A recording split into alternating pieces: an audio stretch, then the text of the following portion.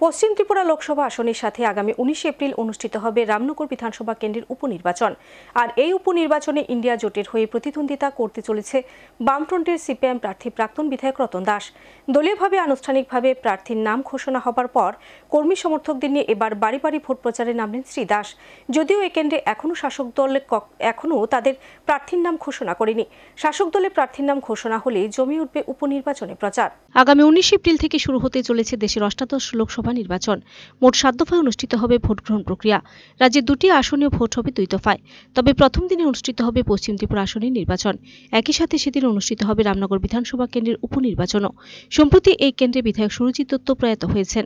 তাই নিয়ম অনুযায়ী নির্বাচিত জনপ্রতিনিধির প্রয়াণে 6 মাসের মধ্যে উপনির্বাচন বাধ্যতামূলক।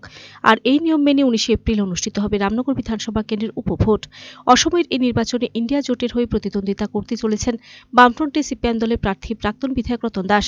যদিও এখনো পর্যন্ত শাসক দল উপনির্বাচনে দলীয় প্রার্থীর নাম ঘোষণা করেনি, সেক্ষেত্রে বিরোধীরা যেন খানিকটা হলেও এগিয়ে। রামনগর বিধানসভা কেন্দ্র থেকে এর আগেও 2013 বিধানসভা নির্বাচনে সিপিএম দলের হয়ে প্রতিদ্বন্দ্বিতা করে বিধায়ক হয়েছিলেন রতন দাস। এবারও তার উপর দল আস্থা রাখে।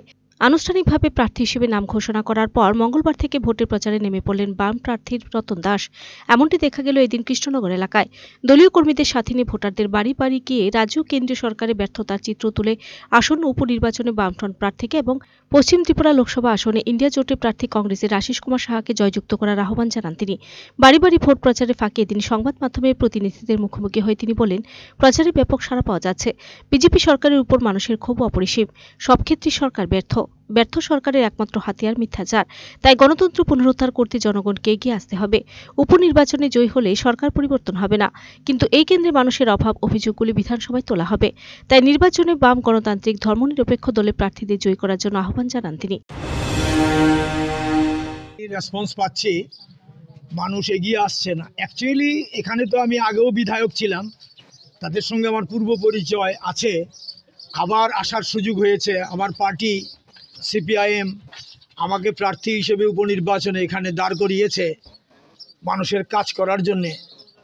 আমাদের কমরেডদের সঙ্গে নিয়ে আজকেই প্রথম বেরিয়েছি এবং সাড়া পাচ্ছি।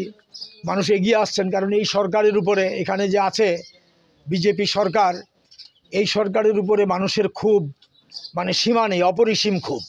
নানা কারণে সর্বক্ষেত্রে এই সরকার ব্যর্থ। একটা যেই সরকার কাজ করতে পারে না, ব্যর্থ, এই সরকারের একমাত্র হাতিয়ার থাকে মিথ্যাচার আর সন্ত্রাস, গণতন্ত্র নিধন। এগুলোতে মানুষ স্থিতিবিরক্ত, যার জন্য মানুষ বলছেন যে এই সরকারের অবসান মানুষ চেয়েছিলেন 23 সালেই, এই গত বছর। তাদের ভোট কমেছে, সিট কমেছে বিজেপির, এটা আমরা দেখেছি। আরও কমতো যদি মানুষ নির্ভয়ে ভোট দিতে পারতেন। বাধা বিপত্তি সৃষ্টি করা হয়েছে, এগুলো অভিজ্ঞতা মানুষের। এখানে একটা উপনির্বাচন হচ্ছে, এখন আমরা নেমেছি।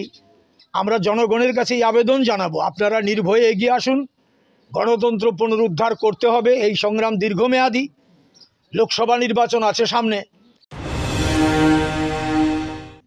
Report search India.